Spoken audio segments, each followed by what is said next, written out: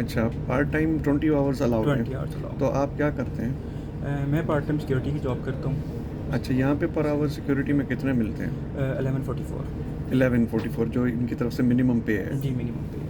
अच्छा। कुछ साइट्स पे जो है वो ज़्यादा रेट भी होता है और कुछ साइट्स पे कम भी होता है, मतलब 1144 होता है, 1144। अस्सलाम वालेकुम दोस्तों, जैसा कि आपको पता है कि हमेशा बस या ट्रेन में कोई ना कोई साहब मिल जाते हैं और उनके साथ इंटरव्यू होता है। तो आज हमारे पास फैसलाबाद से वकील साहब हैं, लेकिन वो ये कि अब यहाँ पे वकालत भी पढ़ रहे हैं और आगे उनको जो है सारी इन्फॉर्मेशन है कि कैसे यहाँ पे सेटल किया हुआ जा सकता है। तो आइए शुरू करते हैं। अस्सलाम वालेकुम। वालेकुम सलाम। जनाब वकील साहब, अपना तारुफ कराइएगा। मेरा नाम शाहज़ेब है। मैं पाकिस्तान का सिटी ज़िला फैसलाबाद से बिलोंग करता हूँ। फैसलाबाद के साथ तहसील जड़ामाला है, मैं वहाँ से बिलोंग करता हूँ और यहाँ मैं लॉ का स्टूडेंट हूँ, मास्टर्स कर रहा हूँ, LLM कर रहा हूँ BPP यूनिवर्सिटी लंदन कैंपस से।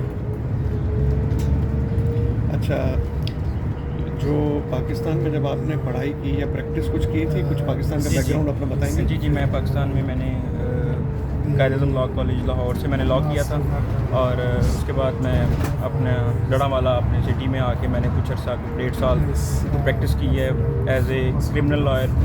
और मुख्तलिफ उस्ताद से, मेरे 2 उस्ताद थे, उनसे मैंने सीखा।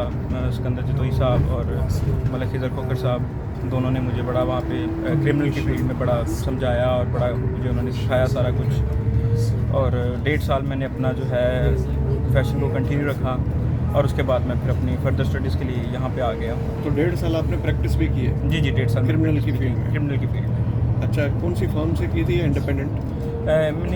मैंने फर्म हमारे जड़ांवाला में चूँकि इतना पॉपुलर सिटी नहीं है, छोटा सिटी है, तहसील है, वहाँ पे इस तरह फर्म्स नहीं हैं लाइक जिस तरह लाहौर या कराची या इस्लामाबाद में है। लेकिन वहाँ पे ये था कि मेरे जो उस्ताद थे इस फील्ड में, सरदार सिकंदर याद जतोई साहब थे और उसके बाद कुछ अर्सा मैंने मलिक खिज़र याद खोखर साहब के साथ प्रैक्टिस की थी। दोनों ने मुझे काफ़ी मोटिवेट भी किया था और काफ़ी कुछ उन्होंने मुझे सिखाया, उनसे बहुत कुछ सीखने को मिला था। अच्छा, तो ये बताइए कि यूके में आप कब आए और यूके का क्यों सोचा? यूके में मैं एक तो अक्टूबर में आया था, अक्टूबर 2023 में। तो यूके का मैंने इसलिए सोचा, मेरा पहले माइंड था ऑस्ट्रेलिया जाने के लिए। ऑस्ट्रेलिया के लिए मेरा था प्लान, मैं ऑस्ट्रेलिया जाऊँ। लेकिन एक तो सबसे बड़ी वजह ये थी कि मेरे यहाँ पे कज़न्स थे, दूसरी और वो कज़न्स दोस्त थे। दूसरी वजह ये थी कि लॉ को अगर मैंने परस्यू करना था तो यूके जो है वो बेस्ट कंट्री है लॉ के हवाले से, क्योंकि जैसे कि आपको पता है कि हमारे कायद-ए-आज़म ने भी इंग्लैंड से ही अपना लिंकन जिन से अपना बार अटला किया और उन्होंने एज ए बैरिस्टर प्रैक्टिस की। इसलिए मेरा कुछ था भी, काफ़ी लोगों से मशवरा भी किया, सब ने यही मशवरा भी दिया और मैंने भी खुद इस पर कुछ सर्च की थी, इसलिए मैंने यूके का सोचा था। अच्छा, यूके में एज ए लॉ स्टूडेंट आने के लिए क्या जो है रिक्वायरमेंट्स हैं? जी, रिक्वायरमेंट्स इसकी ये हैं कि आपने पाकिस्तान से LLB किया हो, बैचलर मतलब लॉ में बैचलर्स किया हो, उसके बाद आपने ऑक्सफोर्ड टेस्ट या आइट्स टेस्ट अपना पास किया हो, इंग्लिश टेस्ट जो है। यही दो जो मेन थी ज़्यादा, और उसके अलावा जो है वो सबकी सेम है, बैंक स्टेटमेंट और ये सारी चीज़ें जो है वो सब कुछ सेम चल रहा था। अच्छा, आइट्स में आपको कितना स्कोर रिक्वायर्ड था एकेडमिक? मैंने ऑक्सफोर्ड टेस्ट किया था और उसमें 7 बैंड्स ही रिक्वायर्ड था और मेरे 7 बैंड्स ही थे ओवरऑल। ठीक है। अच्छा, ये बताइए कि अब जो लॉ आप पढ़ रहे हैं, कौन से कॉलेज और कौन से शहर से यहाँ पे यूनिवर्सिटी से पढ़ रहे हैं? मैं law BPP university London campus से, वाटरलू कैंपस से कर रहा हूँ और ये LLM international business and commercial law में।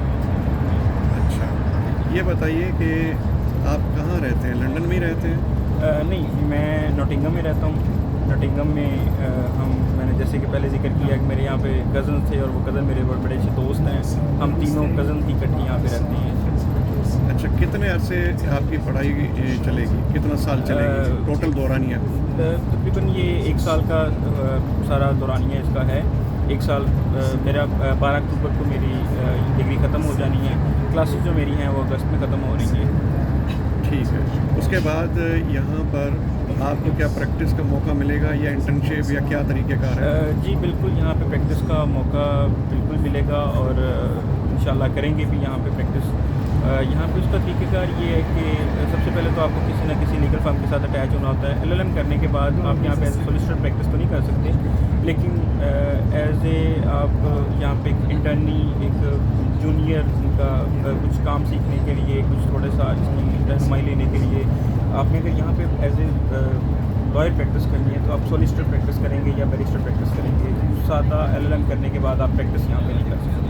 अच्छा, ये आप कितना सा आपको एज ए सॉलिसिटर प्रैक्टिस करेंगे कि आप इंडिपेंडेंट करने के काबिल हो जाएं? देखिए जी, वकील और डॉक्टर तो वो सारी ज़िंदगी सीखता है, उसका किताबों के साथ बड़ा गहरा ताल्लुक़ होता है। उन्हें सारी ज़िंदगी अपने नए केस लॉज नए अपने देखना होता है, पढ़ना होता है, और डॉक्टर ने भी ऐसे ही करना होता है। तो अगर हम कहें कि मुकम्मल सीख जाए तो सारी ज़िंदगी लगती है कि तो मुकम्मल नहीं सीखा जाएगा। वैसे रिक्वायरमेंट कोई है कि जनाब आपको एज एन इंटर्नी 2 साल, 1 साल, 6 महीने ऐसा कोई रिक्वायरमेंट नहीं है? ऐसे कोई रिक्वायरमेंट नहीं है। आपको उसके लिए एग्ज़ाम्स पास करने पड़ते हैं, SQ1 और SQ2 सॉलिसिटर के लिए। यानी मास्टर्स के अलावा SQ1 और SQ2 वो भी करने हैं? बिल्कुल, वो भी करना पड़ता है। अगर आप बैरिस्टर बनना चाहते हैं तो उसके लिए आपको सबसे पहले GDL करना पड़ेगा, दैन आपको बार लॉ में एडमिशन लेना पड़ेगा और वो आपको फिर उसमें परस्यू करना पड़ेगा। GDL को डिफाइन करेंगे? यानी आपने मास्टर्स किया उसके बाद ये GDL graduate diploma in law होता है, लाइक एक कन्वर्जन डिग्री है। अच्छा, वो आप यहाँ पे करेंगे? जी, यहाँ पे करेंगे। उसके बाद फिर मैं बार लॉ कर सकता हूँ। तो एक तरह से ये लाइसेंसिंग एग्ज़ाम है? जी, कह सकते हैं। GDL तो लाइसेंस एग्ज़ाम नहीं है। GDL के बाद एक प्रॉपर स्टडी होती है, एक प्रॉपर बार लॉ की पढ़ाई होती है, जिसको हम तकरीबन 1-1.5 साल जो है उसको लगाते हैं, उसमें पढ़ते हैं, उसके एग्ज़ाम्स पास करते हैं। तो उसके बाद हम जो है वो यहाँ पे एज अप्लाई कर सकते हैं बैरिस्टर। जैसे जैसे पाकिस्तान से अगर कोई MBBS करके USA जाता है तो भले उसने पाकिस्तान से MBBS कर रखा हो, लेकिन वहाँ पे USA में जाने के बाद उसको जो है डॉक्टर को USMLE करना पड़ती है और 3 साल उसको जो है वहाँ पे हाउस जॉब करना पड़ता है। तो जाके वो लाइसेंसिंग एग्ज़ाम होता है USMLE, वो करने के बाद ही वो अहल होता है कि USA में प्रैक्टिस कर सके। तो ये यहाँ पे लाइसेंसिंग एग्ज़ाम कौन से हैं? यहाँ पे लाइसेंस का एग्ज़ाम्स की मुझे कुछ उसका इतना मुझे नहीं है इंफॉर्मेशन, लेकिन एग्ज़ाम यहाँ पे ज़रूर होता है लाइसेंस का। और कुछ अर्सा जैसे हमने पाकिस्तान में लाइसेंस लेने के लिए जब मैंने अपना लॉ कंप्लीट किया था, उसके बाद मैंने लॉ गैट भी पास किया था और मेरी पंजाब बार काउंसिल की रिक्वायरमेंट थी कि आपको 6 माह किसी सीनियर लॉयर के साथ आपको प्रैक्टिस करनी पड़ेगी और वो लाइक उसके पास इंटर्नी काम करना पड़ेगा। इस तरह ही यहाँ पे भी है, यहाँ पे भी एग्ज़ाम होता है और उसमें आपको कुछ रिक्वायरमेंट है, कुछ अर्सा आपको करना पड़ता है उसके बाद जाके, लेकिन इतना सालों का नहीं है, थोड़ा अर्सा है। अच्छा, SQ1 और SQ2 के जो टेस्ट हैं वो ईजी है, मुश्किल है? देखिए, अगर आप उसको पढ़ेंगे तो वो ईजी हो जाएगा, अगर आप उसको नहीं पढ़ेंगे तो मुश्किल आपके लिए होगा। सही है। अच्छा, ये बताइए कि यहाँ पे लॉ की पढ़ाई करने के लिए एक्सपेंसेस कितने चाहिए? देखिए, मास्टर्स की बात करूँ मैं, जो आप जैसे पढ़ रहे हैं। जी, मास्टर्स के लिए आपको मैं इस वक्त BPP यूनिवर्सिटी लंदन में पढ़ रहा हूँ और उसमें मेरी जो फ़ीस है 12,400 है। मैं तकरीबन 7500 मैं पाकिस्तान से पे करके आया था, तो मेरी इसके बाद जो फ़ीस रहती है, लेकिन उसके साथ साथ आपको ज़ाहिर बात है दूसरे एक्सपेंसेस भी चाहिए होते हैं। आपने यहाँ पे रहना है, आपने यहाँ पे आपको 20 आवर जॉब अलाउ होती है और आपने अपना सारे जो है मामला उसमें करने होते हैं। तो 12,500 पाउंड जो है 1 साल का जो है वो यूनिवर्सिटी की फ़ीस है? जी बिल्कुल। प्लस दूसरे जो है वो लॉजिंग बोर्डिंग के एक्सपेंसेस हैं। अच्छा, पार्ट टाइम 20 आवर्स अलाउड है? 20 आवर्स अलाउड। तो आप क्या करते हैं? मैं पार्ट टाइम सिक्योरिटी की जॉब करता हूँ।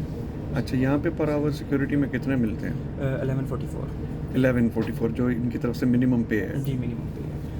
कुछ साइट्स पे जो है वो ज़्यादा रेट भी होता है और कुछ साइट्स पे कम होता है, मतलब 1144 होता है, 1144 से कम कोई भी नहीं। अच्छा, दुबई में ऐसा होता है कि जो सिक्योरिटी की जॉब करने पाकिस्तान से जाते हैं तो वो क्या करते हैं कि ट्रेनिंग लेते हैं छोटी मोटी, या पता नहीं दुबई में भी लेते हैं, तो यहाँ पे कोई ऐसा रिक्वायरमेंट? बिल्कुल है, ऐसा ही एक एग्ज़ाम होता है प्रॉपर, उसकी क्लासेस होती हैं, 6 दिन उसकी क्लासेस होती हैं, उसके बाद उसका एग्ज़ाम होता है और उस एग्ज़ाम को पास करना होता है और कुछ फिज़िकल एग्ज़ाम भी होता है, लाइक फिज़िकल टेस्ट भी होता है, आपने कुछ प्रैक्टिस करके दिखानी होती है। अच्छा। इसके बाद आपको फिर वो ऐसा ही ये बैच इशू होता है, देन आप प्रैक्टिस यहाँ पे कर सकते हैं सिक्योरिटी की जॉब। उसके कोई चार्जेस होते होंगे ज़रूर? जी बिल्कुल, उसके चार्जेस होते हैं 500 Pounds. समथिंग या आपके उसमें लग जाते हैं। सिक्योरिटी की जॉब आसानी से मिल जाती है? जी बिल्कुल, सिक्योरिटी की जॉब आसानी से मिल जाती है, चूँकि सिक्योरिटी की यहाँ पे बहुत ज़्यादा ज़रूरत है इनको। सिक्योरिटी की जॉब इतनी मुश्किल भी नहीं है और सिक्योरिटी जो है वो बहुत ईज़ी है। आप कहीं भी किसी भी जगह पे आप अप्लाई करें तो आपको ज़रूर फुल टाइम को तो बहुत ईज़िली मिल जाती है, और जो कुछ पार्ट टाइम कर रहे होते हैं उनको थोड़ी सी स्ट्रगल करनी पड़ती है, लेकिन ये है कि उनको भी मिल जाती है जॉब। तो एक तरह से कह सकते हैं ये कि आपके ख़ानदानी ये पेशा है, क्योंकि आपके ने बताया कि आपके वालिद साहब SHO रह चुके हैं। जी, जी बिल्कुल। ऐसे ही ना? जी, जी। और चाहते या ना चाहते हुए वो जीन्स में चला आ रहा है। तो बिल्कुल आप ये कह सकते हैं, लेकिन पाकिस्तान का SHO तो चौकीदार नहीं, खैर वो अपने आप को समझता। हाँ। कोई भी हो, ये लाज़मी नहीं है कि मेरे वालिद साहब पाकिस्तान का कोई भी SHO अगर किसी थाने में वो SHO है तो वो अपने आप को चौकीदार नहीं समझता, वो तो जेल का बादशाह होता है। सही बात है। अच्छा, यहाँ पे आपके पास कोई वेपन होते हैं क्या? नहीं, नहीं, कुछ ऐसा नहीं होता। आपका काम सिर्फ ये है कि अगर कुछ हो रहा है, आपने सबसे पहले अपनी सेफ्टी करनी है, किसी को आपने हाथ नहीं लगाना, आपने जस्ट पुलिस को कॉल करनी है, अपनी कंपनी को कॉल करनी है, डेट्स इट। तो आपको कुछ ऐसा नहीं करना। तो इस जॉब से 20 आवर्स आपको मिल जाते हैं। जी। तो आपके जो लॉजिंग बोर्डिंग के एक्सपेंसेस पूरे हो जाते हैं? जी, जी। जो मेरे एक्सपेंसेस हैं वो पूरे हो जाते हैं। फ़ीस जो है वो एज़ यूजुअल पेरेंट्स ने देनी होती है, और अल्लाह पाक उनकी ज़िंदगी करे, उन्होंने आमीन, पहले भी आमीन। दी है और अब भी दे रहे हैं। आमीन। अच्छा, ये बताइए कि आगे क्या इरादा है? आगे इंशाल्लाह मेरी ये डिग्री कंप्लीट होगी तो मैं ज़रूर अपने करियर को परस्यू करूँगा, क्योंकि मैंने 5 साल लॉ का या 2 साल मैंने पाकिस्तान में प्रैक्टिस की। उसके बाद फिर यहाँ पे आके मैंने लॉ के फील्ड में ही मैंने अपनी फर्दर स्टडीज़ कंप्लीट की हैं, और मैं इसको यहाँ पे तो नहीं छोड़ूंगा। इंशाल्लाह ताला मैं आगे SQ1 SQ2 के एग्ज़ाम भी दूँगा, और यहाँ पे एज ए सोलिसिटर एनरोल होकर प्रैक्टिस भी करूँगा इंशाल्लाह। इंशाल्लाह। तो आपका इरादा है कि यहाँ पे बिल्कुल। आगे अपने प्रोफेशन को यहाँ पे ग्रोथ किया मैं जाए परस्यू करूँगा इंशाल्लाह। इंशाल्लाह। अच्छा, ये बताइए कि वकील के लिए मशहूर है कि अमेरिका यूरोप में जो है वकील और डॉक्टर हजरात बहुत कमाते हैं। तो यहाँ पे जब आप ये इंशाल्लाह सितंबर अक्टूबर जब हम यहाँ से क्लियर हो जाएंगे यूनिवर्सिटी से, तो एज एन इंटर्नी आपकी क्या एक एवरेज वेजेस होंगी पर आवर? देखिए, मैं इसमें आपको कह सकते हैं सुनी बात मैं कर सकता हूँ। मैं इसको आपको ये नहीं कह सकता कि मैंने इसमें मैंने ये खुद किया है, या मैंने सुना है कि अगर आपको वो केस मिलता है, लाइक आपका सीनियर आपको वो केस देता है कि इसको प्रिपेयर करें, तो उसको प्रिपेयर करने के लिए अगर वो आपको साथ पे भी करेगा तो उसका मैंने ये सुना है कि 130 to 150 पाउंड पर आवर वो आपको देते हैं। उसमें 2 आवर या 3 आवर में आप अपना केस प्रिपेयर कर लेते हैं, और उस हिसाब से आपको चार्जेस पे करते हैं। अच्छा अच्छा, यानी कि 150 hours 150 pound per hour initially, ये सुनाई है। जी, जी। थोड़ा बहुत ऊपर नीचे हो सकता हो सकता है है अप्रॉक्सीमेट, मतलब ये सैलरी जो है एक डॉक्टर की सैलरी से भी ज़्यादा अच्छी है। ज़्यादा है। अच्छा, और ओवरऑल जो वकील हजरात हैं यहाँ पे जो इस्टेब्लिश लॉ फर्म्स हैं, जी, जी। उनका क्या स्कोप है यहाँ पे, या उनकी क्या किस तरह से उनका करियर चलता है फाइनेंशियली? फाइनेंशियली देखिए, उनको यहाँ पे ये वो पाकिस्तान तो नहीं है कि हम पाकिस्तान में जैसे भी हमारे जो क्लाइंट्स थे या जो भी वहाँ पे हमारे पास आते थे, वो हमसे अपना काम करवाने के बाद, खासतौर यंगस्टर से अपना काम करवाने के बाद कहते थे कि फीस कर लेंगे। यहाँ पे ऐसा नहीं है। यहाँ पे अगर आपने वकील को मिलना होता है तो अब उससे अपॉइंटमेंट लेने की भी चार्जेस होती है। उसको आपने अगर मिलना है, उसको आपने उसके अपॉइंटमेंट चार्जेस पे करने, देन आप उसको मिल सकते हैं, उससे आप मशवरा कर सकते हैं। अगर आप अपना केस उससे करवाते हैं तो उसकी चार्जेस अलग होती हैं। तो एक हैंडसम अमाउंट वो चार्ज करते होते हैं अपनी अपॉइंटमेंट का भी, और उसका जो अगर अपना केस आप उनसे करवाते हैं तो उसका भी हैंडसम अमाउंट आपसे लेते हैं। अच्छा, यहाँ पे यूके में आप कौन सी फील्ड में जाएंगे लॉ में? देखिए, मेरा वैसे LLM तो मेरा फाइनेंशियल बिजनेस में है, लेकिन चूँकि हमें इतना कैरियर काउंसलिंग नहीं थी इतनी ज़्यादा, तो मेरा जो अपना ज़ाती माइंड है मेरा इमिग्रेशन की तरफ है कि इमिग्रेशन का जो है हमें मुझे उसमें करना चाहिए, क्योंकि मेरा थोड़ा इंटरेस्ट है उसमें। और इमिग्रेशन में आप देसी भी हैं, तो ये सारे अपने जो देसी इंडियन भी हैं, पाकिस्तानी जो और जो भी हैं बिल्कुल, जो हमारे उनके प्रॉब्लम्स रहते हैं एशियंस के। प्रॉब्लम रहते हैं, और इंशाल्लाह ताला उनको सॉर्ट आउट करने की पूरी कोशिश करेंगे इंशाल्लाह।